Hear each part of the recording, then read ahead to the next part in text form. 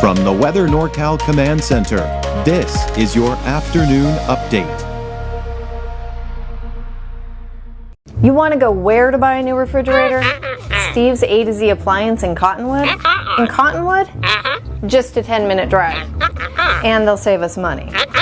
New and used, honest, reliable, factory-trained repair service and parts, and they'll save us money. And dispose of this thing? We gotta make the short drive to Steve's A to Z. Thanks, son. Steve's A to Z Appliance, front and main streets in Cottonwood. Drive a little, save a lot. Well, if you're heading out early to the rodeo, maybe when the gates open, be prepared for those hot temperatures in the low 90s by the time you're heading out there.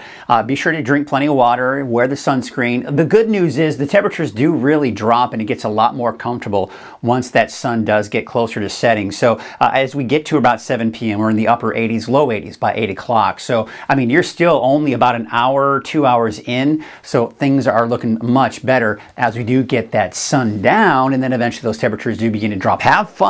And of course, there's going to be one more day after today for your Saturday. Highs will be leveling off over the next few days. I do expect, though, a cooling trend to start the second half of the weekend and especially going into next week. Now, speaking of next week, I'm expecting that by the middle to latter part of next week, temperatures will be closer to normal for this time of the year. In some areas, could even drop below normal for this time of the year. So yeah, it feels like summer was trying to get a grip of us, right? But Mother Nature said, no, it's still spring. So it pushed summer aside and spring more spring-like temperatures are heading our way. Now, I'm still including that chance for a few mountain showers here and there, maybe even today, especially in eastern Plumas County, which we'll see on a future cast here in a second. But overall, I just don't expect to see a lot of rainfall across the board over the next 7 to 10 days. Here's your neighborhood forecast for today. It's going to be hot in the valley. Temperatures low 90s, but again, not the upper 90s we saw just a few days ago. Temperatures even in the mountains, mainly in the 70s and 80s, and for the coast, your temperature should be somewhere in the low to mid 60s. So, one of the reasons why the heat that we've been experiencing is moving on out is being pushed down to the south and west. And the reason being, see all this activity up here? These are storms that have been riding up and over that ridge of high pressure. And what that's doing is not only suppressing the heat, flattening out the ridge of high pressure, but it's taking that heat and basically pushing it down to the south and west. So as a result, we're left with slightly cooler temperatures, but also not much in the way of rain. However, you'll notice a little bit of instability developing off into eastern portions of Plumas County. So around Portola, south of Susanville, don't be surprised to see a stray shower or a sprinkle there. But overall, I expect mainly dry conditions. We're still seeing some fog, low clouds trying to persist for parts of the coast here this afternoon, but overall, I think even the coast will be looking at mainly sunny skies over the next couple of days. You can see what we call convection really developing over the higher elevations here for your Saturday. It doesn't even look like that's the case on Sunday either.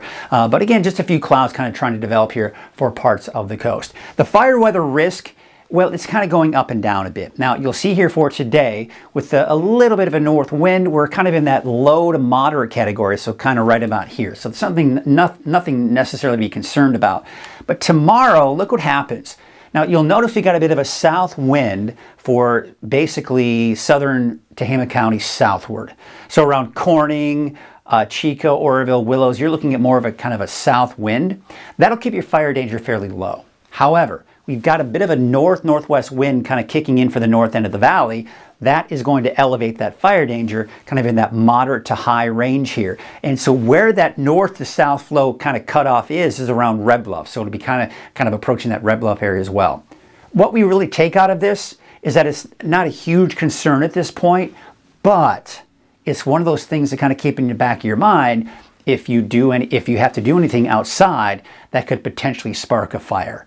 Maybe Saturday, if you live in those areas, not a good day to do that. Now on Sunday, you'll notice a little bit of a north wind for everybody, but it's not going to be very strong. So it looks like the overall fire danger won't be that high. Now, I wanted to show you the overall temperature trend that we're going to see, with the exception of the coast. We always have to do that, right? When we're looking at temperature trends, overall, we're seeing temperatures just kind of on that downward tick, right? We're kind of leveling off today and tomorrow, but then temperatures start to drop Sunday, Monday, and even more so by the middle and latter part of next week.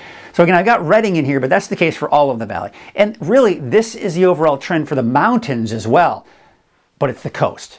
The coast will be a little bit warmer today and tomorrow, and then a slight dip, but overall temperatures upper 50s, low 60s for the coast, right? So no big surprises there.